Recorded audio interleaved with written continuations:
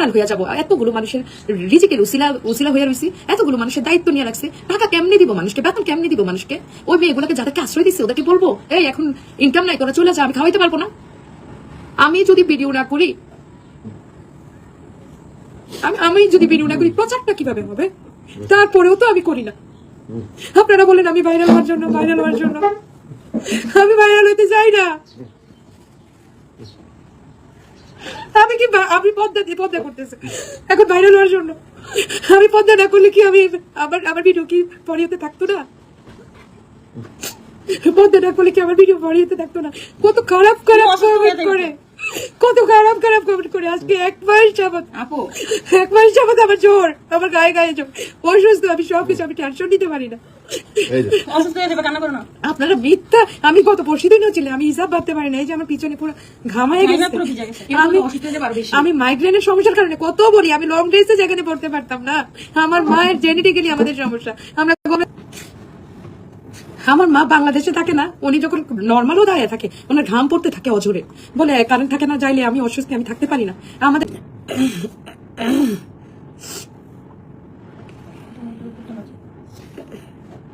এই যে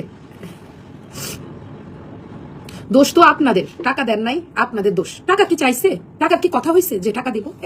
এই যে কতটা, আল্লাহ তাআলা আমাকে আরো ধৈর্য দিক, আমি গালি দিব না। আল্লাহ তাআলা আমাকে আরো ধৈর্য দিক। টাকার কথা কি হয়েছিল?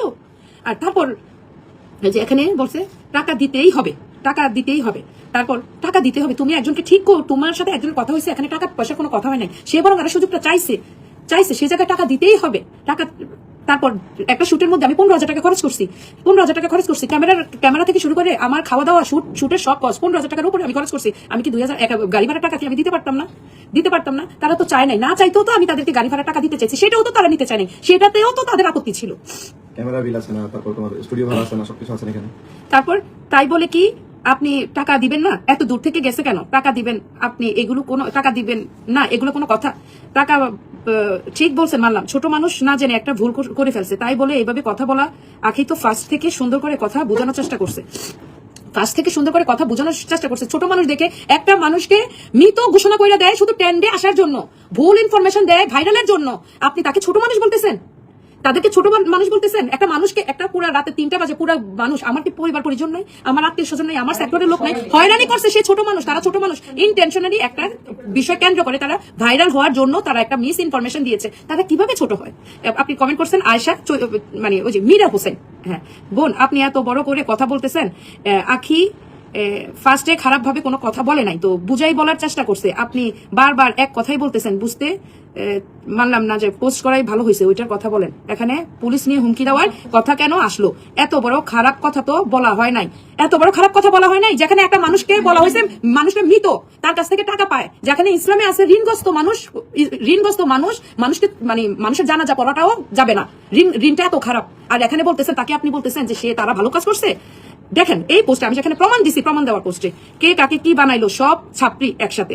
তারপর এই আপুটা কে, তারপর দোলা, আচ্ছা উনি বানাইছে কি ছোট লোক মহিলা ওনার। আচ্ছা এই যে পোস্টটা আমি আমার জায়গা থেকে এই যে এখনই ডিলিট করলাম, কারণ লাইভ আমার কমপ্লিট, ইনফরমেশন যতটুকু বোঝানোর প্রুফ দেওয়া হয়েছে আমার এটা কমপ্লিট। বাকিটা আমার যেখানে দেওয়া দরকার আমি ওইটাই নিব।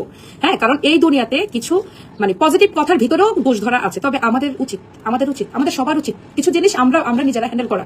আজকে আমি মেকআপ আর্টিস্টকে বলছে মিতো বানাইছে, কালকে আপনাকে মিতো বানায় বলবে যে আমি তো পাওনাদার ছিলাম, ওদের ভিতরে তো সেন্স নাই, ওরা তো জানে না কার সম্পর্কে কি অপবাদ দিলে কোন আজাবটা হবে, ওরা তো এটা জানে না, ওদের ভিতরে তো সেন্স নাই। এই যে তারপর এখানে যখন আমি প্রমাণটা দিছি, যখন সব প্রমাণটা দিছি, মানুষ কতটা নোংরা মেন্টালিটির হলে এমন করে, আল্লাহ হেদায়েত দান করুক। প্রুফ না থাকলে অনেকেই আপনাকে ভুল বুঝতো। সুস্থ থাকেন, নিরাপদে থাকেন। একটা আপু কমেন্ট করছে, এই মেয়ে আসছে তিশার দোষ ধরতে, ফালতু মহিলা, মানে ওই মেয়েটাকে এটা বলছে। তারপর আল্লাহ তুমি আমার আপুটাকে দ্রুত সুস্থ করে দাও। অনেকে আমার জন্য দোয়া করছেন, আর বিশেষ করে বিউটি সেক্টরের অনেক মানুষ। আমি নিজে এটাও ভাবছি সামনে বড় হজ করে ঈদের পরে ওমরা হজে যাবো, ওমরা হজ করে সামনের বছর আমি একদম আড়াল হয়ে যতটুকু পারি আমি কাজ করবো। আমি আমার পার্লারে বলে দিছি, হারাম যাকে যে ফেসিয়ালটা দিবা ওইটাই দিবা, চুলের সার্ভিসে যে মেডিসিন দিয়ে কাজ করবো ওইটাই করবো। একটা মিথ্যা কথা বলে আমার পার্লারে কাজ করবা না, একটা হারাম কাজ যেন আমার পার্লারে না হয়। আমি ভিডিওটা পর্যন্ত দিই না, যতটুক পারি খাইতে তো হবে ভাই, খাইতে তো হবে। আমি দিচ্ছি, তাও ঠিক হয়ে যাবে, অনেক কিছু আরো ঠিক হয়ে যাবে, আল্লাহ তাআলা আছেন আমার সাথে। তারপর আখি কালকে তোমাকে নিয়ে পোস্ট দিছে রাতে আনুমানিক 12টায় তুমি নাকি মারা গেছো, তারপর তোমার কাছে নাকি ও 5,000 টাকা পায়, দেও নাই, এসে সকালে দেখি পোস্ট ডিলিট করে দিছে। হ্যাঁ, এরা রানিয়ার মা আখির কথা মানে আচ্ছা যাই হোক, এই দুইটা মেয়ে তোমাদের এত ভাইরাল হইতে হবে কেন? এবার আমি কারোর সম্পর্কে কিছু বলবো না, এবার আমি তোমাদেরকে বলবো একটা মানুষ হিসেবে।